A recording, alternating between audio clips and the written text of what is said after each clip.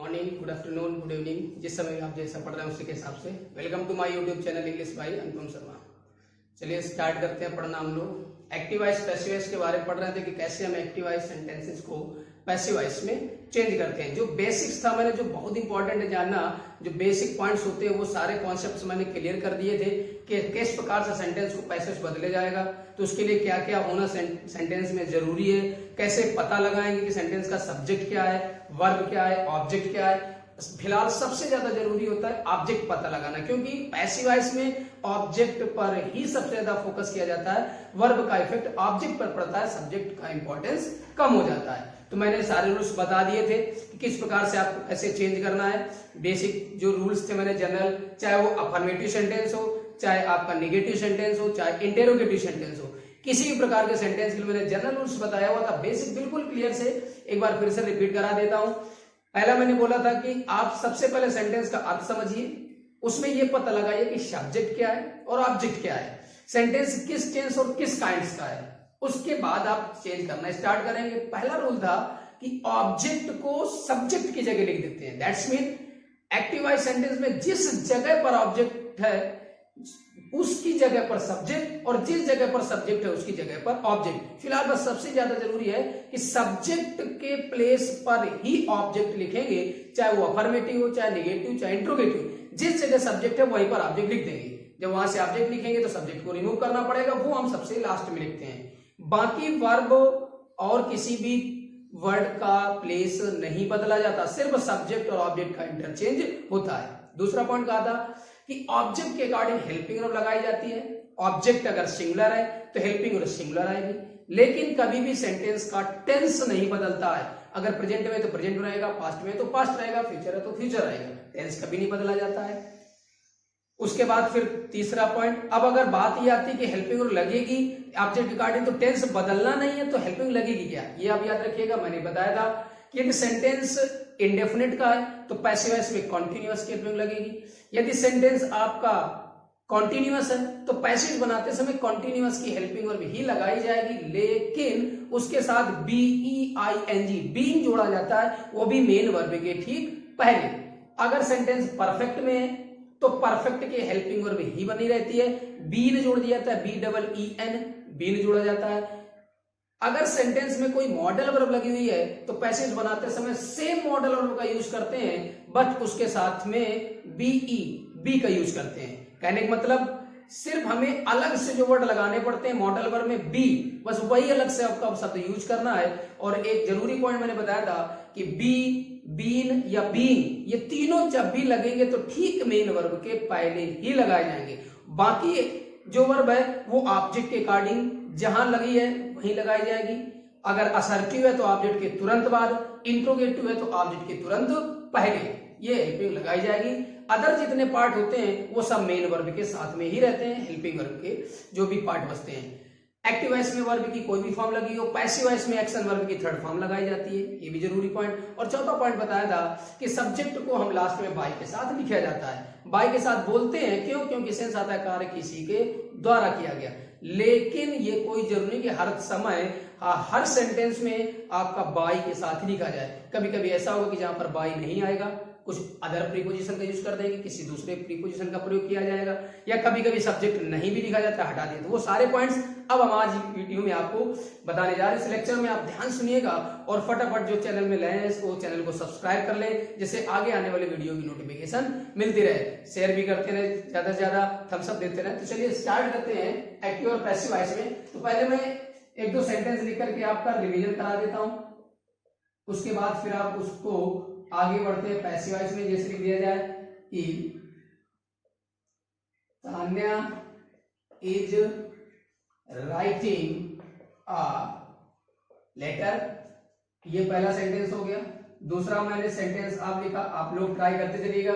फिर मैंने लिख दिया जाए कि यहां पर does he not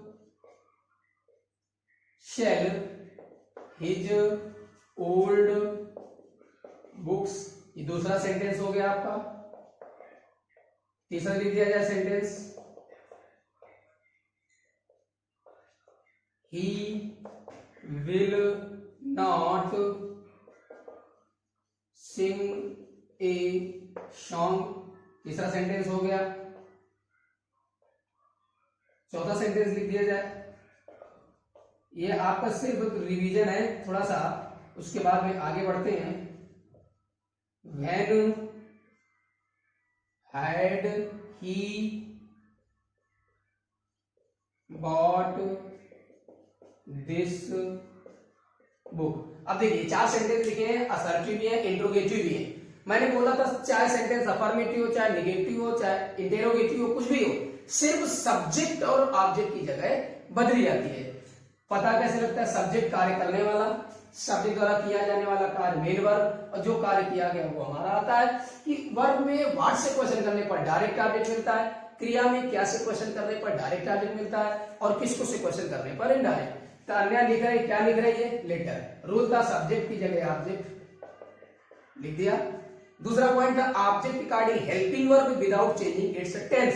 sentence continuous में, तो कॉन्टिन्यूअस में कॉन्टिन्यूअस की हेल्पिंग रहती है, लेटर सिंगुलर है, इज। बोला तो मैंने बीइंग लगाया जाता है, तो बीइंग लगाते हैं, मैंने बीइंग लगा दिया। तीसरा पॉइंट था एक्टिव वॉइस में वर्ब की कोई भी फॉर्म लगी हो, पैसिव वॉइस में थर्ड फॉर्म लगती है, लगा दिया। और लास्ट पॉइंट था सब्जेक्ट बाय के साथ में लिखा जाता है। ठीक, ओके, क्लियर। आगे बढ़ते हैं। डज, पता चल गया सेंटेंस प्रेजेंट इंडेफिनिट का है। इंट्रोगेटिव में सब्जेक्ट हेल्पिंग वर्ब के तुरंत बाद ये ही, जब हेल्पिंग सेंटेंस स्टार्ट होता है तो हिंदी अर्थ क्या से स्टार्ट होता है? क्या वह नहीं बेचता है? तो बेचना वर्ब, बेचने काम ये व्यक्ति कर रहा है। अब क्या नहीं बेचता है? अपनी पुरानी किताबें। याद रहे कि ऑब्जेक्ट आपका एक वर्ड का, 2 वर्ड का, 3 वर्ड का भी हो सकता है। सिर्फ हमें याद रहे कि अगर किसी ऑब्जेक्ट के साथ उसका कोई पजेसिव एडजेक्टिव दिया गया है, क्वालिटी बताने वाला कुछ भी, वो ऑब्जेक्ट के साथ ही रहेगा, केवल बुक्स नहीं लगेंगे, हिज ओल्ड साथ ही आएगा। तो यहाँ पर मैंने बोला था कि सिर्फ हमें सब्जेक्ट की जगह ऑब्जेक्ट, इसका मतलब जहां पर ही लिखा है वहीं पर आएगा हिज ओल्ड बुक्स। सब्जेक्ट की जगह पर ही ऑब्जेक्ट लिखा जाएगा। इसका मतलब बाकी जो वर्ब जहां लिखी वही रहेगी। अब डज, प्रेजेंट इंडेफिनिट, इंडेफिनिट में कॉन्टिन्यूअस की हेल्पिंग वर्ब, तो प्रेजेंट कंटीन्यूअस की हेल्पिंग क्या होती है? Is, am, are. Old books plural है, इसका मतलब क्या आएगा? आर। नेगेटिव वर्ड जैसा लगा है लगा दीजिए। वर्ब की थर्ड फॉर्म, ऑब्जेक्ट यहां पर आ गया, सब्जेक्ट ऑब्जेक्ट जगह आ गया, बाय ही। क्लियर, बिल्कुल सिंपल है, बस आप पॉइंट में डाल लो दिमाग में, बिल्कुल पॉइंट। सब्जेक्ट के प्लेस पर ऑब्जेक्ट। ही विल नॉट सिंग, वह नहीं गाएगा। क्या नहीं गाएगा? सॉन्ग, गाने काम ये कर रहा है, सब्जेक्ट जगह ऑब्जेक्ट आ गया। हेल्पिंग वर्ब तुरंत लगेगी, विल। फ्यूचर इंडेफिनिट है, फ्यूचर इंडेफिनिट है, फ्यूचर कॉन्टिन्यूअस। याद रखिएगा ये विल और सेल मॉडल वर्ब भी होती हैं, इस प्रकार इनमें बी का यूज किया जाता है। मैंने बताया भी था कि सेंटेंस में जब भी बी, बीन या बीइंग जो भी जुड़ेगा वो ठीक मेन वर्ब के ठीक पहले, तो मेन वर्ब सिंग है, इसके पहले हमको बी लगाना है। वर्ब की थर्ड फॉर्म, ऑब्जेक्ट यहां पर आ गया, ऑब्जेक्ट की जगह सब्जेक्ट हो गया, बाय हिम, लास्ट में फुल स्टॉप। जैसा सेंटेंस में क्वेश्चन मार्क है तो क्वेश्चन मार्क लगेगा। सेंटेंस अगर एक्टिव वॉइस का इंट्रोगेटिव है तो पैसिव वॉइस भी इंट्रोगेटिव रहेगा। आगे बढ़ते हैं। देखो ये क्वेश्चन वर्ड है, जैसा लगा दीजिए। हेल्पिंग वर्ब, ये सब्जेक्ट मिला। मैंने बोला था इंट्रोगेटिव में सब्जेक्ट हेल्पिंग वर्ब के बाद भी होता है। कब? हैड ही बॉट, उसने खरीदा था दिस बुक, ये किताब उसने कब खरीद ली थी? तो खरीदने का काम ये कर रहा है, क्या खरीदी गई? This book. अब देखो यहाँ पर बुक की बात कर रहा है, लेकिन उसके पहले डिमॉन्स्ट्रेटिव एडजेक्टिव लगा है, बिल्कुल वैसा लिखा रहेगा। तो हेल्पिंग वर्ब जैसी लगी लगा दिया। मैंने कहा था परफेक्ट में परफेक्ट की हेल्पिंग वर्ब ही रहती है, बीन लगाया जाता है वो, लेकिन मेन वर्ब के ठीक पहले। अब सब्जेक्ट की जगह हमारा ऑब्जेक्ट आ गया, क्या लिख दिया? This book. वैसे ही अब यहां पर जोड़ दिया बीन, फिर आएगी यहां पर आपकी वर्ब बॉट और सब्जेक्ट बाय के साथ में। ये भी बताया था कि जब अगर सब्जेक्ट के प्लेस पर कोई प्रोनाउन है तो बाय के साथ जब लिखेंगे तो क्या आएगा? ऑब्जेक्ट के बीच में आएगा। तो ये हमारा रिवीजन था जो हमने लास्ट लेक्चर में बता दिया था कैसे। अब हम इसके आगे बढ़ते हैं। अगर किसी को स्क्रीनशॉट लेना तो फटाफट ले सकते हैं, सिंपल बिल्कुल एग्जांपल दे। अब हम थोड़ा आगे बढ़ते हैं हाई लेवल की ओर, जो कैसे सेंटेंसेस बनाए जाएंगे। देखिए, तो इरेज कर देते हैं। अब आगे, अब इंट्रोगेटिव सेंटेंस में ही मैं आपको बता रहा हूं कि इंट्रोगेटिव सेंटेंस आते हैं तो उसको किस प्रकार से। कुछ ऐसे भी सेंटेंसेस मिलेंगे जहां पर आपको थोड़ा सा परिवर्तन करना पड़ेगा। जैसे, अब आप ध्यान सुनिएगा, इंट्रोगेटिव सेंटेंस की बात कर रहे हैं। इंट्रोगेटिव सेंटेंस तो होगा, लेकिन पहला स्ट्रक्चर, जब सेंटेंस में आपको देखा जाए हु से सेंटेंस स्टार्ट हो, कोई भी सेंटेंस है उसमें हु से सेंटेंस स्टार्ट हो, मतलब सब्जेक्ट के बारे में पूछता है कि वो कार्य किसने किया। कहने का मतलब याद रखिएगा, हु से सेंटेंस स्टार्ट है, हु से सेंटेंस स्टार्ट है, तो उस कंडीशन में फिर उसके बाद आपकी वर्ब लगी है, फिर आपका ऑब्जेक्ट। ऑब्जेक्ट दोनों हो सकते हैं, डायरेक्ट ऑब्जेक्ट और इनडायरेक्ट ऑब्जेक्ट। मैंने बोला था इनडायरेक्ट ऑब्जेक्ट पर्सन होता है, डायरेक्ट ऑब्जेक्ट आपका कोई वस्तु होती है, तो दोनों ऑब्जेक्ट हो सकते हैं। तो जो भी है आप कुछ भी, अब देखिए इस तरीके से हु, उसके बाद वर्ब, फिर आपका ऑब्जेक्ट, आगे कॉम्प्लीमेंट दिया गया तो ठीक, नहीं दिया गया कोई बात नहीं, लेकिन तीन चीजों को होना जरूरी है, सब्जेक्ट वर्ब ऑब्जेक्ट, वो हमें मिल गया। हाँ, हेल्पिंग और मेन वर्ब दोनों हो सकती है या केवल मेन वर्ब भी हो सकती है। क्यों? क्योंकि प्रेजेंट इंडेफिनिट और पास्ट इंडेफिनिट में जब हु से वाक्य स्टार्ट होता है तो बिल्कुल असर्टिव की तरह बनता है, क्योंकि सब्जेक्ट नहीं होता। तो यदि सेंटेंस नेगेटिव नहीं है तो हमें सिर्फ मेन वर्ब लगानी होती है, हेल्पिंग वर्ब नहीं लगता। अब देखिए तो इसका पैसिव वॉइस कैसे बनेगा, आप ध्यान से सुनिएगा। पैसिव वॉइस जब बनेगा तो देखिएगा, मैं बता क्या रहा हूं कि जब सेंटेंस हु से स्टार्ट होता है तो उसमें सब्जेक्ट के बारे में ही पूछता है कि ये कार्य किसने किया या कौन करता है, कौन करता था, कौन करेगा।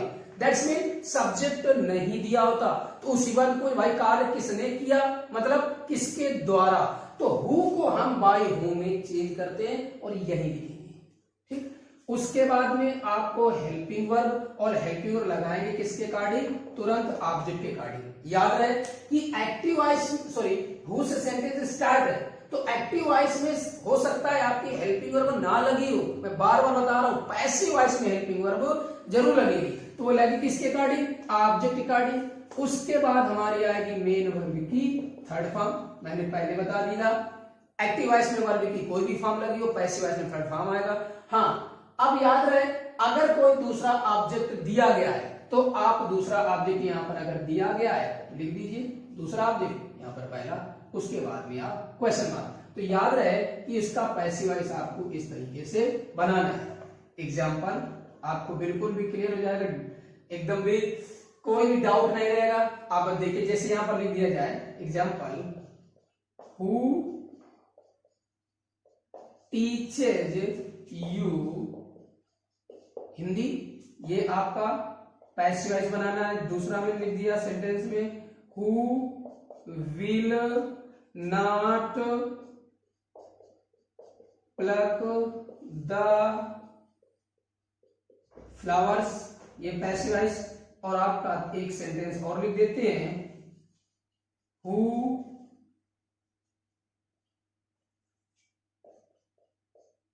सोल्ड हिज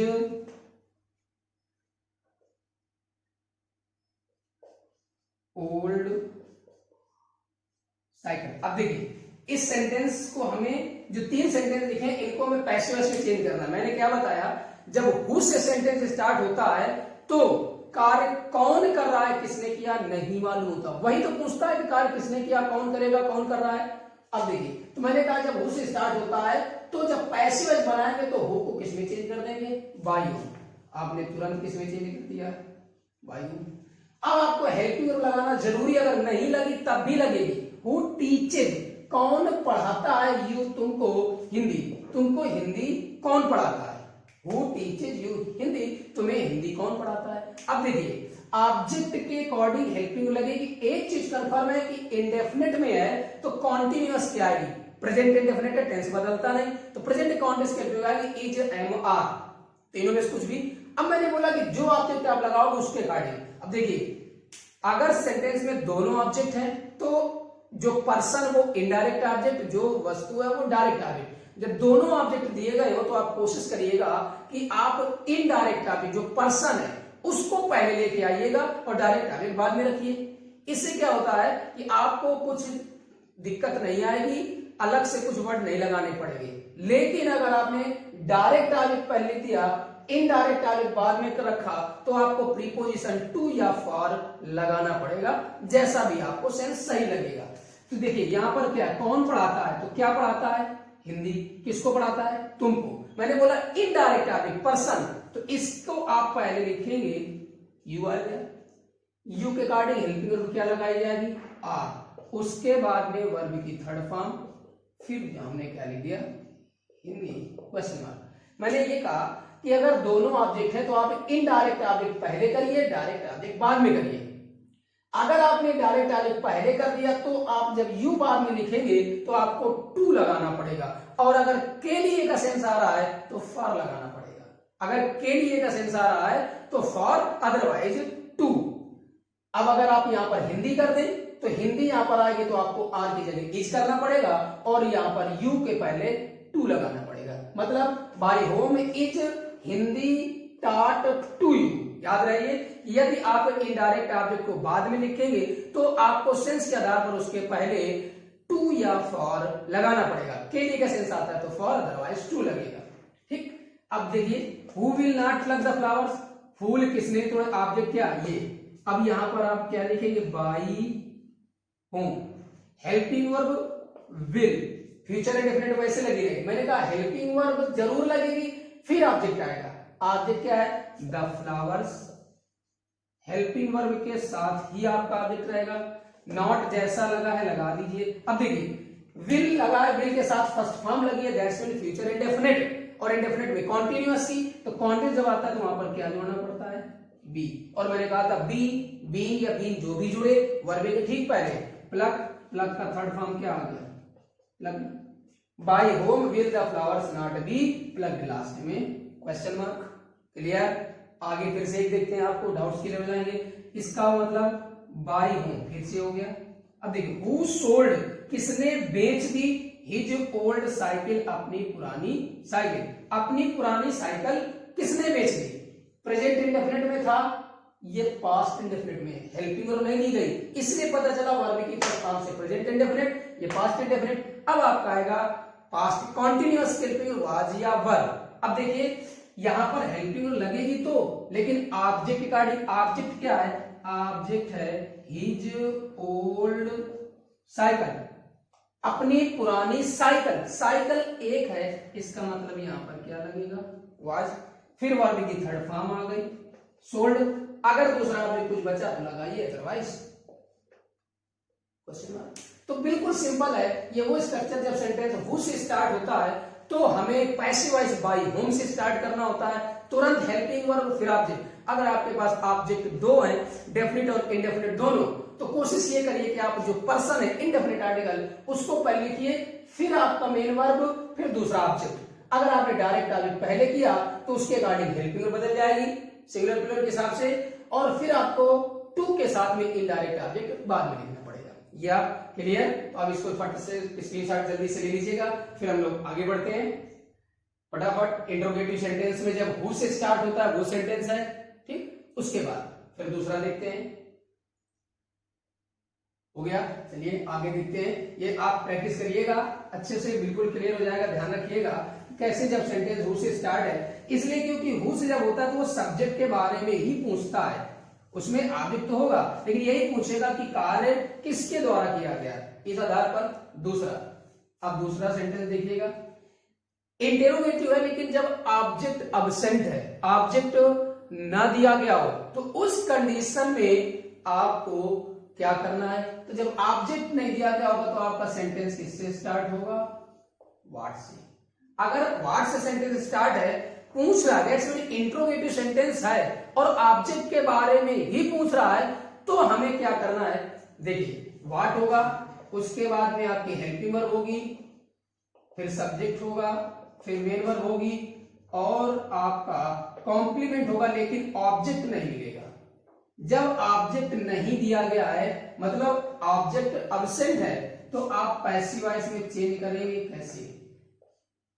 जो क्वेश्चन वर्ड है वैसे लिखा रहेगा, हेल्पिंग वर्ब जैसी वैसी लिखी रहेगी। रूल हमारा क्या है? सब्जेक्ट की जगह पर ऑब्जेक्ट लिखा जाता है। पॉइंट यही है कि हमारा रूल है कि सब्जेक्ट की जगह पर ऑब्जेक्ट आता है, उसके बाद मेन वर्ब की थर्ड फॉर्म, और सब्जेक्ट को हम लास्ट में कर देते हैं। याद रहे जब सेंटेंस व्हाट से स्टार्ट है तो अगर आपको ऑब्जेक्ट ही पूछ रहा है तो जो भी हमारा ऑब्जेक्ट की जगह है यहाँ पर ऑब्जेक्ट लिखा जाएगा, लेकिन जब ऑब्जेक्ट है ही नहीं उसी के बारे में पूछ रहा है तो ऑब्जेक्ट की जगह स्किप कर देंगे, छोड़ देंगे, सीधे हम लोग कहां बढ़ जाएंगे, मेन वर्ब। उसके बाद में हमारा अगर कॉम्प्लीमेंट कुछ है तो ठीक, और नहीं तो बाय के साथ में सब्जेक्ट। ये समझिए, याद रहे कि जब व्हाट से सेंटेंस स्टार्ट होगा तो उसमें ऑब्जेक्ट अब्सेंट है, नहीं दिख रहा है, ऑब्जेक्ट के बारे में तो पूछता है, तो हमारा रूल है सब्जेक्ट की जगह ऑब्जेक्ट। तो जब सब्जेक्ट की जगह ऑब्जेक्ट आएगा तो जब हमें ऑब्जेक्ट ही पूछ रहा है तो हमें करना क्या है, फिर हमको सीधे सब्जेक्ट की जगह वाला जो प्लेस है वो छोड़ देंगे और सब्जेक्ट आगे बढ़ जाएंगे। जगह छोड़ने मतलब आपको गैपिंग नहीं देनी है, सीधे आगे हमें बढ़ जाना, मतलब वर्ब लगा देनी है। फॉर एग्जाम्पल जैसे लिख दिया जाए कि what has he eaten, what has he eaten passive voice. दूसरा लिख दिया जाए what are you reading in your room, ये सेंटेंस हो गया। तीसरा लिख दिया जाए what did they sell daily morning question mark. अब इसका पैसिव वॉइस। अब देखिए व्हाट से सेंटेंस स्टार्ट है, व्हाट से जब स्टार्ट है तो क्या, और मैंने बताया था जब वर्ब में क्या से क्वेश्चन करते हैं तो ऑब्जेक्ट ही मिलता है। व्हाट हैज ही ईटेन, क्या हैज ही ईटेन उसने खाया, उसने क्या खाया है, कैसे पता चला, हैज के साथ वर्ब की third form present perfect, has have present perfect की हेल्पिंग वर्ब तरह यूज होती है जब उनके साथ वर्ब की थर्ड फॉर्म, तो वो कार्य हो चुका। तो क्या ही उसने ईटेन खाया है, उसने क्या खाया है, यही तो मालूम नहीं क्या खाया, वो तो पूछ रहा है। तो क्या बोला मैंने, जैसा लिखा लिख दिया। हेल्पिंग वर्ब, हेल्पिंग वर्ब ऐसा लगती है ऑब्जेक्ट के अकॉर्डिंग। अब ऑब्जेक्ट जब नहीं है तो याद रखिए जब ऑब्जेक्ट नहीं है तो वर्ब हमेशा सिमिलर रहेगी, मैंने वैसे लगा दिया। परफेक्ट में परफेक्ट कॉन्टिन्यूअस की हेल्पिंग वर्ब आती है, मतलब बीन लगाना पड़ता है, तो मैंने बीन लगा दिया। उसके बाद वर्ब की थर्ड फॉर्म लगा दिया, फिर बाय के साथ में सब्जेक्ट, क्यों, कॉम्प्लीमेंट कुछ है नहीं, सिर्फ question word, helping verb, subject और मेन वर्ब, चार ही चीजें। अगर कॉम्प्लीमेंट कुछ होता तो हमको लिख देते, फिर बाय के साथ रखते। आगे देखिए व्हाट जैसा लिखा है लिख दिया। Are you subject, what are you reading, तुम क्या पढ़ रहे हो इन योर रूम, कमरे में, अपने कमरे में तुम क्या पढ़ रहे हो, तो पढ़ तो तुम रहे हो, काम पढ़ने का हो रहा है, लेकिन पढ़ क्या रहे हो, object is not given, object is absent, तो ऑब्जेक्ट तो पूछ रहा है। जब ऑब्जेक्ट नहीं होता है तो वर्ब सिमिलर लगाते हैं। अब देखो कॉन्टिन्यूअस में कॉन्टिन्यूअस की हेल्पिंग वर्ब ही रहती है, यदि सेंटेंस एक्टिव वॉइस पहले से कॉन्टिन्यूअस में है तो पैसिव वॉइस में भी कॉन्टिन्यूअस की हेल्पिंग वर्ब ही आएगी। ऑब्जेक्ट नहीं है तो सिमिलर वर्ब लगानी है। उसके बाद मैंने कहा था कॉन्टिन्यूअस में होता है तो क्या लगाना पड़ता है, बीइंग, फिर वर्ब की थर्ड फॉर्म। देखो कॉन्टिन्यूअस में आईएनजी फॉर्म आता है, इसी वजह से ये बीइंग लगा है, आईएनजी फॉर्म, रूल वही है, कॉन्टिन्यूअस है तो कॉन्टिन्यूअस में ही रहेगा, इसीलिए तो बीइंग लगाया गया। रेड, उसके बाद में इन योर रूम, सब्जेक्ट बाद में लिख दिया, बाय के साथ में यू। तो जब ऑब्जेक्ट नहीं है तो हमें सीधे उसी क्रम में ऑब्जेक्ट छोड़ देना है, आगे बढ़ जाना है। हेल्पिंग वर्ब लगाते समय आप याद रखें कि क्या हेल्पिंग लगेगी। लास्ट देख लेते हैं, व्हाट डिड, पास्ट इंडेफिनिट है, दे उन्होंने क्या बेचा, डेली मॉर्निंग सुबह, रोज उन्होंने क्या बेचा, या रोज सुबह वो क्या बेचते थे, तो अब देखिए वो रोज सुबह क्या बेचते थे, तो ऑब्जेक्ट नहीं है। अब देखिए मालूम तो है नहीं कि क्या बेचते थे, ऑब्जेक्ट नहीं है, इसका मतलब वर्ब सिमिलर, तो यहाँ डिड की जगह क्या आएगा, कॉन्टिन्यूअस की हेल्पिंग लगेगी क्योंकि इंडेफिनिट में ये सब्जेक्ट है, इसकी जगह ऑब्जेक्ट आना चाहिए, लेकिन जब ऑब्जेक्ट है ही नहीं तो आगे बढ़ गए, वर्ब की थर्ड फॉर्म सोल्ड, उसके बाद में डेली मॉर्निंग। अब यहां पर आप देखिए बाय के साथ दिन लिख दें या न लिखे, दोनों सही है। कुछ अब ये बता देंगे हम कौन कौन से ऐसे सब्जेक्ट होते हैं एक्टिव वॉइस में जो पैसिव बनाते समय इग्नोर कर दिए जाते हैं, लिखने की कोई आवश्यकता नहीं पड़ती है। और भी ऐसे वर्ड्स हैं अगर वो सब्जेक्ट की जगह लिखे तो आप उनको हटा सकते हैं पैसिव बनाते समय। ये आपको क्लियर हो गया कि जब सेंटेंस व्हाट से स्टार्ट है तो उस कंडीशन में आपको क्या करना है, कैसे पैसिव बनाएंगे। तो ऑब्जेक्ट नहीं दिया होता, ऑब्जेक्ट अब्सेंट होता है, तो हमें करना क्या है, सब्जेक्ट की जगह ऑब्जेक्ट आता है तो सब्जेक्ट तो लास्ट में जाएगा, बट हमें सब्जेक्ट के प्लेस को वैसे ही छोड़ देना है। छोड़ने का मतलब है आपको अगले रूल्स के तहत सीधे वर्ब में पहुंच जानी है, ऑब्जेक्ट लिखने की आवश्यकता नहीं है। वही तो पूछ रहा होता है। इस प्रकार से जल्दी से नोट करिए इसको, फटाफट स्क्रीनशॉट ले लीजिएगा। क्लियर समझ में आ रहा है? और आप फटाफट चैनल को सब्सक्राइब करते चले, शेयर भी करते चले, अन्य लोगों को आप वीडियो शेयर कर दिया अगर, जिससे आपके साथ अन्य लोग भी जुड़ जाएं, उनको भी अच्छे से बेस से बिल्कुल नॉलेज प्राप्त हो जाए, कोई भी दिक्कत ना है। तो इस तरीके से आप और थम्स अप देते चले। कमेंट में अगर कोई प्रॉब्लम होती है तो कमेंट में जाकर आप बताते रहिएगा, हम आपका सोल्यूशन देते रहेंगे। चलिए आगे बढ़ते हैं। स्क्रीनशॉट ले लिया होगा। अब दूसरा सेंटेंस अन्य टाइप का, ध्यान से सुनिएगा किस प्रकार से आप बनेंगे। इंपॉर्टेंट पॉइंट है कैसे सेंटेंसेस में आपको क्या करना है। देखिए ये आपका कैसे सेंटेंस हो जहां वर्ब में क्या चेंज होते हैं वो मैंने बता दिया था, वर्ब कैसे बदलते हैं। अब अगला पॉइंट क्या है, सेंटेंस अगर एक्टिव वॉइस का है और ध्यान सुनिएगा सब्जेक्ट, अब आगे जो वर्ब आती है, आगे जो वर्ब आएगी, वर्ब के साथ देखिए कैसे आएगा सेंस। जैसे लिख दिया जाए is am are, was verb, या हैज हैव, मतलब आपका वर्ब की जगह ये कुछ भी इनमें से कोई भी वर्ब लगी हो, सब्जेक्ट दिया गया है उसके बाद में आपको कोई भी वर्ब, इनमें से कोई भी वर्ब लगी हो, लेकिन इसके बाद में अगर आपका आता है तो क्या, इन्फिनिटिव वर्ब प्लस ऑब्जेक्ट। अगर इस तरह से दिया गया है तो आपको पैसिव वॉइस कैसे बनाना है, सब्जेक्ट फिर is infinitive verb. Infinitive verb का मतलब है वर्ब की फर्स्ट फॉर्म के पहले टू लगाना। इन्फिनिटिव का मतलब वर्ब की फर्स्ट फॉर्म के पहले टू लगना। इस तरीके से जो भी वर्ब उसके पहले टू लगा होगा प्रीपोजिशन और फिर ऑब्जेक्ट आएगा। अगर इस प्रकार से दिया गया है तो आप पैसिव वॉइस जब चेंज करेंगे तो आप कैसे चेंज करेंगे, स्ट्रक्चर आप ध्यान रखिएगा कि अगर इस प्रकार से स्ट्रक्चर दिया गया है तो आप पैसिव कैसे बदलेंगे। तो इसमें कुछ परेशान होने की बात नहीं है, जो हमारा रूल है उसी तरीके से, सब्जेक्ट की जगह ऑब्जेक्ट, ऑब्जेक्ट जगह सब्जेक्ट, बिल्कुल इजी हो जाएगा। बस ध्यान सुनिएगा, is to, am to, are to, was to, were to, या has to, have to, had to, जो भी दिया गया है ये आपकी मॉडल वर्ब की तरह कार्य करती है। Is to, am to, are to बिल्कुल मॉडल वर्ब की तरह कार्य करती है। और रूल मैंने बताया था कि जब मॉडल वर्ब लगी होती है तो जो मॉडल वर्ब लगी है वही लगी रहेगी, केवल बी जुड़ जाता है, बी ई जुड़ जाता है। तो हमें यहां पर भी जैसी वर्ब लगी है वैसी लगी रहेगी, बट हाँ ये याद रखना वर्ब सिंगुलर से प्लूरल हो जाएगी, क्योंकि अन्य जो मॉडल वर्ब थी वहां पर सिंगुलर प्लूरल से मतलब नहीं था, पर्सन से मतलब नहीं था, कैन लगा है तो लगा रहे। यहाँ पर इज एम आर ये वैसे देखा जाए तो कॉन्टिन्यूअस हेल्पिंग वर्ब है, वाज वर्ब पास्ट कंटिन्यूअस है, ये परफेक्ट है।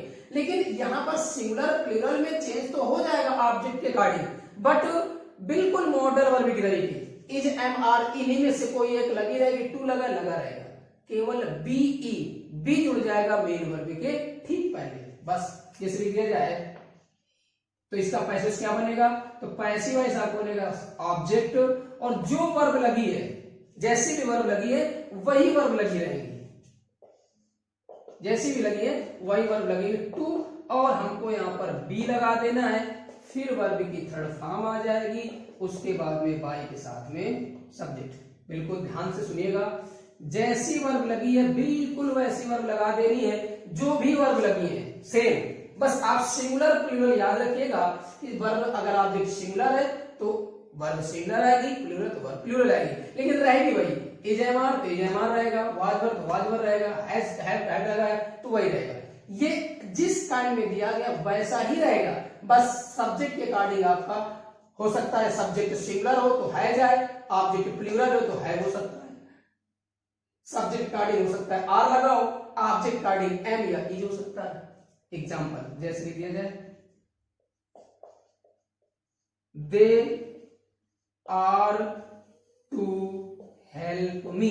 अब देखिए, अब आपको पैसिव चेंज करना है, दे आर टू हेल्प। अब इसका अर्थ कैसे निकलता है, ऐसा काम करना है या करने वाला या होने वाला है। They are to help me, वे मेरी मदद करने वाले हैं या उनको मेरी मदद करनी है। ऐसा काम करना या करने वाले दोनों तरीके से अर्थ निकल आता है। वैसे जब सही होने वाला का जब अर्थ आता है तो वहां पर अबाउट टू आता है। He is about to go, वो जाने वाला है। The train is about to arrive, रेलगाड़ी आने वाली है। यहाँ पर ऐसा करना है, ये सेंस आता तो करना पड़ता था, करना पड़ता है, ये अर्थ निकल के आता है। तो देखिए दे, उनको, आर टू हेल्प, मदद करनी है। किसकी? किसकी मदद करनी है? मेरी। मदद कौन करेगा? ये सब्जेक्ट, ये वर्ब, ये मेन वर्ब, ये ऑब्जेक्ट। ऑब्जेक्ट यहां पर आ गया। जब ऑब्जेक्ट कोई प्रोनाउन है, जैसे सब्जेक्ट की जगह आएगा तो सब्जेक्ट की जगह काम कर रहा है तो केस सब्जेक्टिव रहेगा। तुरंत मी कैसे बदल गया? आई में। ही होता तो ही, अस होता तो वी, हर होता तो सी। ये याद रखिएगा कि प्रोनाउन सेंटेंस में जिस केस में वर्क करता है उसी केस में लिखा जाता है आई। अब देखो दे प्लूरल था तो आर लगा, लेकिन आई के साथ क्या लगेगा? एम लगा दिया हमने वर्ब। टू बी, अब हमको क्या लगाना पड़ेगा? बी। वर्ब की थर्ड फॉर्म हेल्प्ड और बाय के साथ में सब्जेक्ट। ठीक। दूसरा एग्जाम्पल बिल्कुल सिंपल है, लिख दिया जाए she has to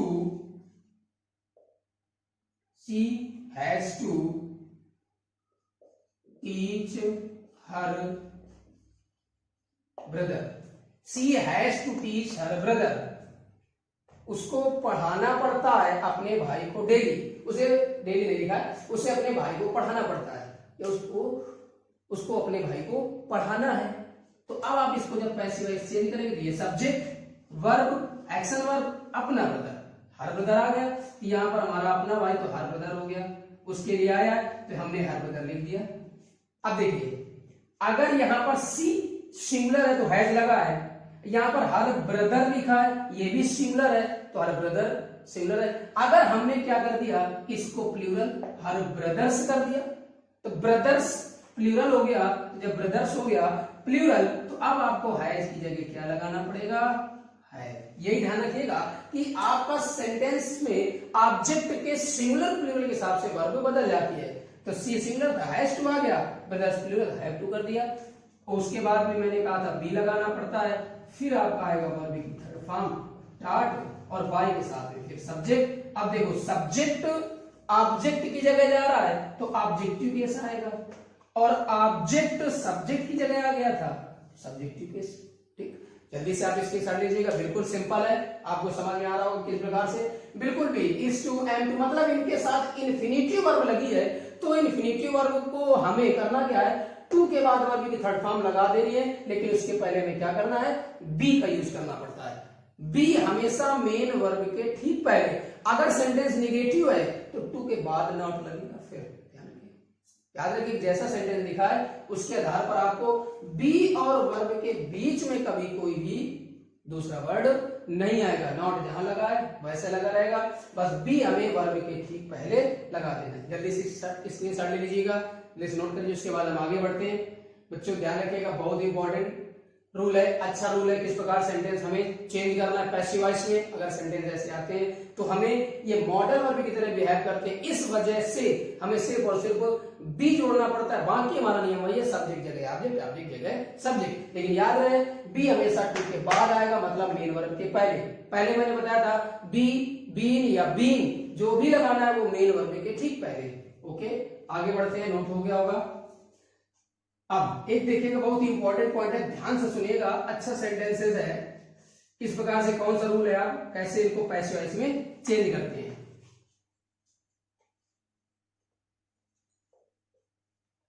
देखिए अगला पॉइंट है आपका पैसिव वॉइस में किस प्रकार से स्ट्रक्चर कैसे मिलेगा आपका एक्टिव वॉइस का।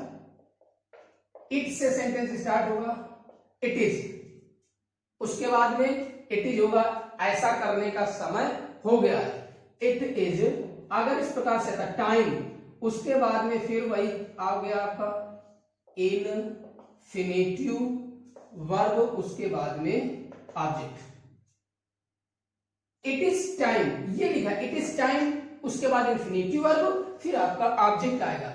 इस तरीके से जब आपका एक्टिव वॉइस दिया गया है तो ध्यान रखिएगा उसका आपको पैसिव वॉइस कैसे बनाना, बहुत इंपॉर्टेंट है, याद रखिएगा एग्जाम के दृष्टिकोण से। जैसे लिख दिया जाए कि खाना खाने का समय हो गया है, दुकान बंद करने का समय हो गया है, पढ़ने का, किताब पढ़ने का समय हो गया है, टीवी देखने का समय हो गया, तो इट इज टाइम, ऐसा जब आता है it is time infinitive, it is time to watch the television, it is time to listen the radio, it is time to read the book, ऐसा कुछ भी, तो जब पैसिव वॉइस में चेंज करेंगे तो आपको इट इज टाइम जैसा लिखा बिल्कुल वैसा रहेगा, बस उसके बाद में ये जो ऑब्जेक्ट है इसको लिखा जाएगा फॉर के साथ, इट इज टाइम फॉर के साथ ऑब्जेक्ट, उसके बाद हमारी इन्फिनिटिव में मैंने पहले बोला टू के साथ वर्ब आती है, तो टू, उसके बाद में आपका बी, फिर वर्ब की थर्ड फॉर्म।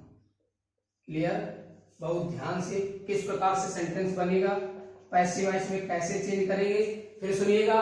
एक एग्जांपल लिखते हैं, आपको बिल्कुल क्लियर हो जाए। जैसे लिख देता है it is time to close the shop, it is time to close the shop, it is time समय हो गया कौन सा काम करना है, बंद करने, तो क्या बंद करना है, सब, शॉप बंद करने का समय हो गया है। अब इस सेंटेंस का जब आप पैसिव वॉइस चेंज करेंगे तो it is time, it is time समय हो गया है, किसके लिए समय हो गया है, फॉर द शॉप, फिर टू बी और आफ्टर दैट वर्ब की थर्ड फॉर्म।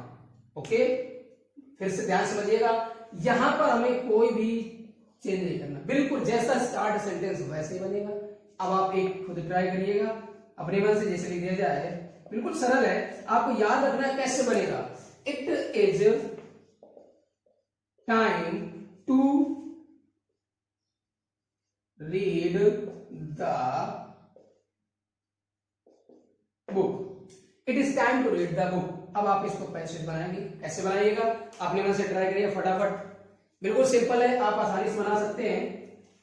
रूल ऊपर जैसा रूल दिया गया उसी रूल के अकॉर्डिंग आप बनाते रहिएगा, बिल्कुल सरल है, बस ध्यान रखिएगा ऑब्जेक्ट क्या है, ऑब्जेक्ट कहां पर हमको रिप्लेस करना है।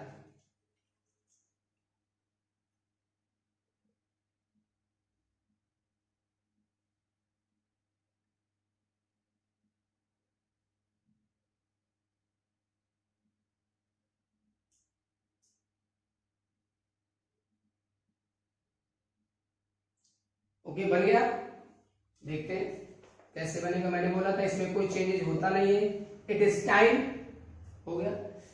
ये तो कार्य करना है, क्या पढ़ना है, बुक, तो मैंने बोला था जो ऑब्जेक्ट होता है वो फॉर के साथ, for the book to be read. Read के तीनों फॉर्म सेम होते हैं, बस उसका प्रोनाउंसिएशन थोड़ा होता है, रीड रेड रेड बोल देते हैं, लेकिन उसकी स्पेलिंग आपकी बिल्कुल वही रहती है। तो एक इंपॉर्टेंट पॉइंट है, बिल्कुल नोट हो गया।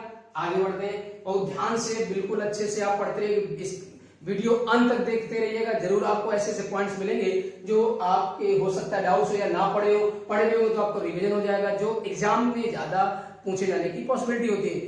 याद रखिए किसी प्रकार का कंपटीशन एग्जाम हो, कोई भी हो, एकेडमिक हो, इट इज टाइम, जैसे 12th क्लास के 11th क्लास बोर्ड एग्जाम में ऐसे सेंटेंस आते हैं, जो कंपटीशन एग्जाम है उनमें से पूछे जाते हैं, तो ध्यान से अच्छे से आगे बढ़ते हैं, कर दें। देखिए इट इज टाइम समय हो गया है, तो इस प्रकार का जब सेंटेंस आपका आता है तो हमें ध्यान रखिए इट इज टाइम से ही स्टार्ट करेंगे। बिल्कुल आसान इंग्लिश, आप आसानी से सीख सकते हैं बिल्कुल अच्छे से, कैसे बनेगा आप इनका यूज भी कर सकते हैं। जैसे ये हम लोग जनरल भाषा में इंग्लिश बोलचाल में कैसे इंग्लिश बोलना, तो वहां पर भी यूज कर सकते हैं। रोज हम कुछ लोग देखते रहते हैं, तमाम चीजें आती है, जैसे कोई कार्य का खाना बनाने का समय हो गया है, टीवी देखने को सीरियल आता है कि यार मैं महाभारत इस समय आ रही 7 बज गया, चलो महाभारत देखने का समय हो गया, तो जो काम करने का समय हो गया इट इज टाइम टू, बस वही आगे लिख देंगे। हाँ, जरूर नहीं है कि आगे कोई ऑब्जेक्ट ऐसा करने का समय हो गया, इट इज टाइम टू, हो सकता है आगे कुछ दिया गया हो या ना दिया गया हो कोई ऑब्जेक्ट। अब देखिए अगला पॉइंट है, बिल्कुल सिंपल पॉइंट है, लेकिन आप फिर भी याद रखिएगा एक्टिव वॉइस से रिलेटेड है। सब्जेक्ट, उसके बाद में कोई भी आपकी मॉडल वर्ब लगी हो, कोई भी मॉडल वर्ब लगी है, मॉडल आजी वर्ब। अब अगर यहां पर इसके साथ में हैव दिया गया है तो याद रखिएगा मॉडल वर्ब के साथ अगर हैव जुड़ गया तो वर्ब की थर्ड फॉर्म ही आएगी। कोई भी सेंटेंस है एक्टिव वॉइस हो तो अगर मॉडल वर्ब के साथ हैव जुड़ गया तो इसका हैव ही जुड़ता है, कभी हैड नहीं जुड़ता है। Could have, would have, should have यही जुड़ेगा, वर्ब की थर्ड फॉर्म ही आएगी। उसके बाद में आपका क्या होगा, ऑब्जेक्ट। अब देखिए तो ऐसी कंडीशन में जब इस तरह से स्ट्रक्चर आ जाए तो आप पैसिव वॉइस में कैसे बनाएंगे, पैसिव वॉइस कैसे बनेगा, तो रूल वही है, सब्जेक्ट की जगह क्या आ गया, ऑब्जेक्ट। हमारा जब भी असर्टिव सेंटेंस आएगा, सिंपल सेंटेंस आएगा, तो हमारा रूल वही है कि क्या करेंगे, सब्जेक्ट की जगह ऑब्जेक्ट, ऑब्जेक्ट जगह सब्जेक्ट। बस जो मॉडल वर्ब लगी है सेम मॉडल वर्ब, जो मॉडल वर्ब लगी है वही लगी रहेगी। उसके बाद हैव लगा है वैसे लगा रहेगा, प्लस आपको ध्यान रखना है क्या लगा देना है, बीन। उसके बाद में वर्ब की थर्ड फॉर्म ऑलरेडी लगी है और उसके बाद बाय के साथ में सब्जेक्ट। क्लियर, बिल्कुल सिंपल। कहने का मतलब हमें जो मॉडल लगी, देखो मैंने पहले बताया कि मॉडल वर्ब जो लगी होती है can, could, may, might, should, must, are, to के साथ जो लगा वही रहता है, केवल बी जुड़ता है। लेकिन जब मॉडल वर्ब के साथ हैव लग जाए तो उस कंडीशन में जब पैसेज बनाएंगे तो आपको क्या जोड़ना पड़ेगा, बीन आपको और एक अलग से वर्ड लगाना पड़ेगा। रूल वही है, सब्जेक्ट जगह ऑब्जेक्ट, ऑब्जेक्ट जगह सब्जेक्ट। एक एग्जांपल लिख दिया जाए, जैसे कोई भी, we must have respected our elders, we must have respected our elder. अब एक चीज, इसका अर्थ कैसे निकलता है, जब हम मॉडल वर्ब के साथ में हैव लग जाता है तो अर्थ कैसे निकलता है, इसका अर्थ पास्ट में चला जाता है। ऐसा करना चाहिए था, you must have reached the station in time, आपको समय पर स्टेशन पहुंचना चाहिए था, ऐसा करना चाहिए था। एक तरीके से रिपेंडेंस है। अब वो चीज नहीं हो सकती है, पास्ट के बारे में बताया कि ऐसा तुमको करना चाहिए था, आगे नहीं करना है, ये कार्य तो हो चुका, बस एक एडवाइस के बाद में एक पछतावे, तुम्हें ऐसा करना चाहिए था, वैसा करना चाहिए था, ऐसा किया जा सकता था, ये सेंस आता है, इस वजह से हैव लगता है। अब देखो, subject, modal verb, third form, object. ठीक, हमें अपने एल्डर्स का सम्मान करना चाहिए था। ऑब्जेक्ट क्या हो गया, आवर एल्डर्स। जो मॉडल वर्ब लगी है वैसे लगा दिया, बिल्कुल सेम। मैंने क्या बोला, केवल और केवल बीन जुड़ता है तो वहां पर हमने क्या कर दिया, बीन जोड़ दिया। उसके बाद में आपका वर्ब की थर्ड फॉर्म आ गई और बाय के साथ में सब्जेक्ट आ गया, बिल्कुल सिंपल। एक एग्जांपल और हो जाए, आप एक और करिए अपने मन से, लिख दिया जाए, you could have written the letter. अब आप इसको पैसे चेंज करिए, अब आप करिए अपने मन से, ट्राई करिए फटाफट जल्दी से, बिल्कुल सेम पॉइंट है। आपको बस रूल वही है, सब्जेक्ट जगह ऑब्जेक्ट, ऑब्जेक्ट जगह सब्जेक्ट। बस आपको करना क्या है, बीन का यूज केवल कर देना है, बस सिर्फ बीन का यूज करना है और कुछ नहीं। ध्यान से उसी तरह से आपका बनाया जाएगा, कोई दिक्कत नहीं है।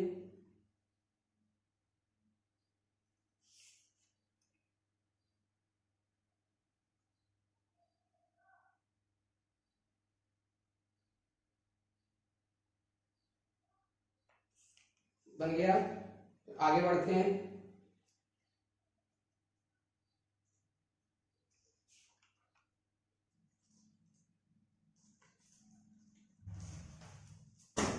ठीक, इस तरह से आपको बनाया जाएगा। तो ये सब हमारा सेंटेंस का मतलब, ये सब्जेक्ट, ये वर्ब, मेन वर्ब, लेटर। तो अब यहां पर इसको बनेगा तो क्या बनेगा, the letter could have been, बिल्कुल सिंपल है। उसके बाद में वर्ब की थर्ड फॉर्म ऑलरेडी लिखी होती है, बाय के साथ में यू, ये पॉइंट हो गया। ठीक, इंपॉर्टेंट पॉइंट है, आप याद रखिएगा किस प्रकार सेंटेंस आपके बनेंगे। तो चलिए आगे बढ़ते हैं। अब एक आज के वीडियो में आपका एक last point, most important point है, वो आप बहुत अच्छे से ध्यान से सुनिएगा। ये उससे रिलेटेड पॉइंट्स है कि कब सेंटेंस में हमें जो बाय का यूज करते हैं सब्जेक्ट के साथ, वो बाय का यूज नहीं किया जाना है। ध्यान से सुनिएगा, मैंने क्या बोला कि मोस्टली जब हम पैसिव वॉइस में चेंज करते हैं तो हम सब्जेक्ट को बाय के साथ लिखते हैं, सब्जेक्ट जो लिखा जाता है वो बाय के साथ लिखा जाता है। लेकिन किस कंडीशन में हमें बाय का यूज नहीं करना, कब, तो कुछ ऐसी वर्ब्स हैं जिनके साथ प्रीपोजिशन हमारे बदल जाते हैं। ध्यान से सुनिएगा, जैसे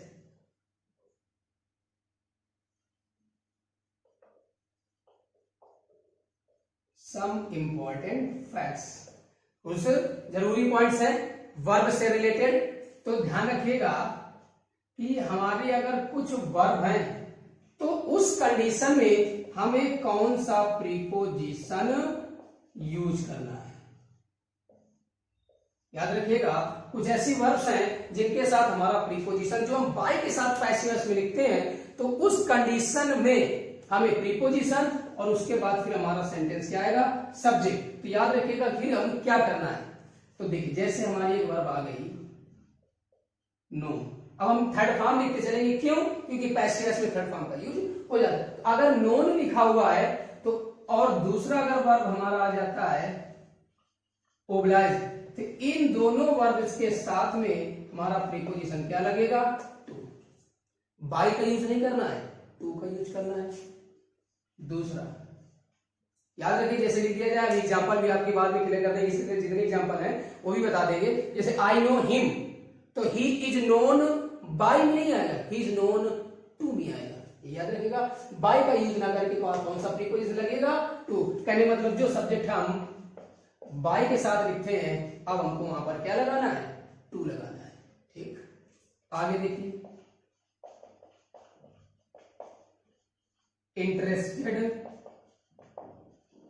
और कंटेंट। अगर इसकी बात करें तो यहां पर जब हम सब्जेक्ट लिखेंगे तो बाय के साथ ना लिख करके वहां पर हमको क्या लिखना है, इन। जैसे लिख दिया जाए कि your case will interest the lawyers, your case will interest the lawyers, तुम्हारा जो केस है वो लॉयर्स को इंटरेस्ट करेगा, तो the lawyers will be interested in your case. ठीक, क्लियर। तीसरा पॉइंट, आगे बढ़ते हैं। और किस कंडीशन में, प्लीज खुश करना या डिस्प्लीज। अब देखो थर्ड फॉर्म हम लिख दे रहे हैं क्योंकि पैसिव वॉइस में आएगा तो थर्ड फॉर्म आ जाता है। उसके बाद में चार्म्ड, फिर डिसगस्टेड, उसके बाद में सेटिस्फाइड। देखिए, pleased, displeased, charm, disgusted, satisfied, अगर इनका यूज किया गया है तो इस कंडीशन में हमें बाय का यूज ना करके इसका यूज करना है। इनके बाद कहने का मतलब हमारा जो भी सब्जेक्ट तो लास्ट में जाता है, तो जो हम बाय के साथ लिखते हैं वो बाय का यूज ना करके हमें क्या यूज करना है, pleased, displeased, charmed, disgusted, satisfied, इनके साथ हमें विद का यूज करना है। तो जल्दी से आप नोट कर लीजिएगा। उसके बाद आगे इसमें भी और भी ऐसे वर्ड्स हैं जहां पर हमारा प्रीपोजिशन बदल जाता है। जल्दी से नोट करिएगा, स्क्रीनशॉट ले लीजिए जल्दी से।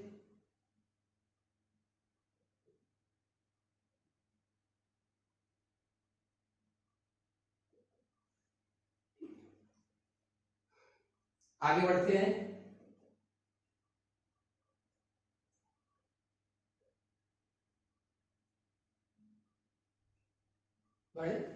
चलिए देखते हैं। सेटिस्फाइड लिखा था यहाँ पर, इसका डिससेटिस्फाइड भी हो जाएगा, तब भी आपको क्या लगाना है, विद ही लगाना है। ठीक, याद रखिएगा। आगे इसको रेस कर देते हैं। तो नो के साथ टू लगेगा, इंटरेस्टेड और कंटेंट के साथ इन लगेगा। इन सब वर्ब्स के साथ में अगर इनका वर्ब का यूज किया गया तो पैसिव बनाने पर बाय का यूज नहीं करेंगे। एरर आएगा तो क्या एरर देगा, बाय लगा देगा। ठीक, अब आगे बढ़ते हैं। तो ध्यान से इसी प्रकार से हमें दूसरी वर्ब्स है, देखिएगा, बहुत इंपॉर्टेंट पॉइंट्स है।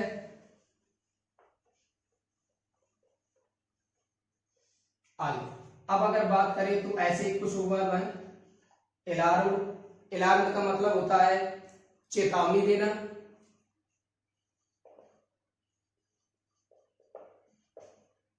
डिसअपॉइंटेड,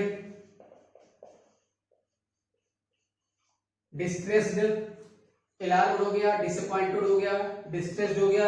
याद रखिएगा, इनके साथ में हमें क्या लगाना पड़ता है, आइट। इन सबके साथ में हमें क्या लगाना पड़ता है, आइट लगाना पड़ता है। जैसे हो गया एस्टोनिश्ड,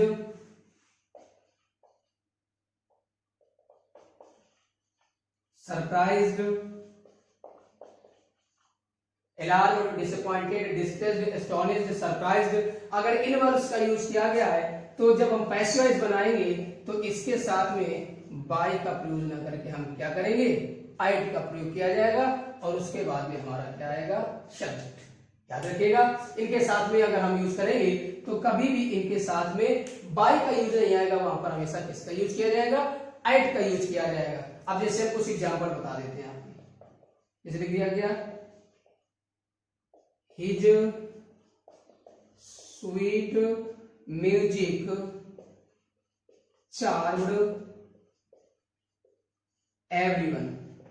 हिज स्वीट म्यूजिक, उसके मधुर संगीत ने मनमोहित कर दिया या आनंद कर दिया, खुश कर दिया एवरीवन, सबको। किसने खुश किया? ये पूरा सब्जेक्ट है his sweet music, verb object. अब आप इसको पैसिव बनाएंगे तो क्या बनाएंगे?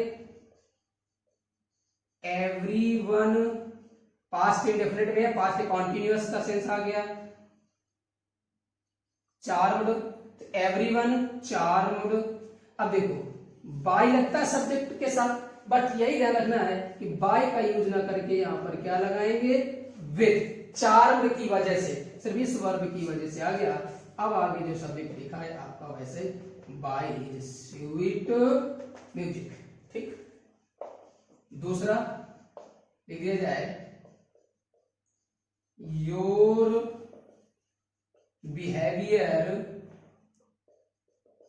Will surprise the people. Your behaviour, जो तुम्हारा बिहेवियर है, विल सरप्राइज, आश्चर्यचकित कर देगा किसको? लोगों को। अब आप इसको पैसिव जब बनाएंगे तो क्या बनेगा? तो कौन आश्चर्यचकित हो जाएगा? लोग। लोग आश्चर्यचकित होंगे। फ्यूचर में दिया गया, क्या लगा दिया? बी। तो योर, तो the people will be surprise. अब यहां पर जो बाई लगता है वो बाई न लग के क्या लगेगा? एट, क्योंकि सरप्राइज के साथ क्या आता है? एट लगाया जाता है। अब आगे सब्जेक्ट लिख दिया your behaviour. The people will be surprise at your behaviour. ये हमारे कुछ बहुत इंपॉर्टेंट पॉइंट्स थे। बहुत अच्छे से ध्यान से आप लोग सुनिएगा कि किस कंडीशन में आपको कौन से प्रीपोजिशन का प्रयोग करना है, ठीक। बहुत जरूरी पॉइंट है। Alarm, disappointed, distressed, astonished, surprised, ये सब आपको नॉक्ड भी होता है, दरवाजा करके नॉक के बाद एट ही आता है, वो तो फिक्स प्रीपोजिशन के एट आएगा। लेकिन पैसिव बनाते समय याद रखिएगा कि अगर इन वर्ब्स का यूज किया गया तो एट, इसके पहले जो लिखी pleased, charmed, satisfied, displeased, disgusted, उनके साथ में विद का प्रयोग करना है। नोन और ओब्लाइज के साथ में टू का प्रयोग करना है। कंटेन्ड और इंटरेस्ट के साथ में इन का यूज करना है। इन्हीं से रिलेटेड एरर्स आती है। तो ये पैसिवाइज आज कुछ जरूरी पॉइंट थे, इस प्रकार सेंटेंस हमें बनते हैं। और फिर से एक बार मैंने रिमाइंड कर, जो अभी अभी आए हैं चैनल को या पहली बार देख रहे हैं, तो वो फिर से हमारे जो चैनल है उसको अच्छे से सब्सक्राइब करने का बेल आइकन बटन जरूर प्रेस करिए, जैसे आगे आने वाले वीडियो की नोटिफिकेशन मिलते रहो। सारे वीडियो हमारे पड़े हुए आप जाकर के एक एक वहां से पॉइंट देख करके क्लियर कर सकते हैं। तो पढ़ते रहिए, आप प्रैक्टिस करिए घर में। किसी प्रकार का कहीं पर भी कैसा क्वेश्चन आता है पैसे अब आप आसानी से बना लेंगे। अभी और भी इसमें जो कुछ अलग हटके तरीके हैं वो मैं आपको इसके आगे अगले वीडियो में बता दूंगा। जो भी अलग अलग तरह के सेंटेंसेज आते हैं, कॉम्प्लेक्स सेंटेंस होते हैं कुछ भिन्न प्रकार के, अभी तो इंपरेटिव सेंटेंस का बाकी है, तो ये सारे पॉइंट्स मैं आपको अगली वीडियो में बताऊंगा। तो आप तब तक पढ़ते रहिए, अच्छे से रिवीजन करते रहिए, प्रैक्टिस करते रहिए, घर में रहिए, खुश रहिए, स्वस्थ रहिए। चलते मिलते हैं अगले वीडियो में। Thanks for watching this video. नमस्कार।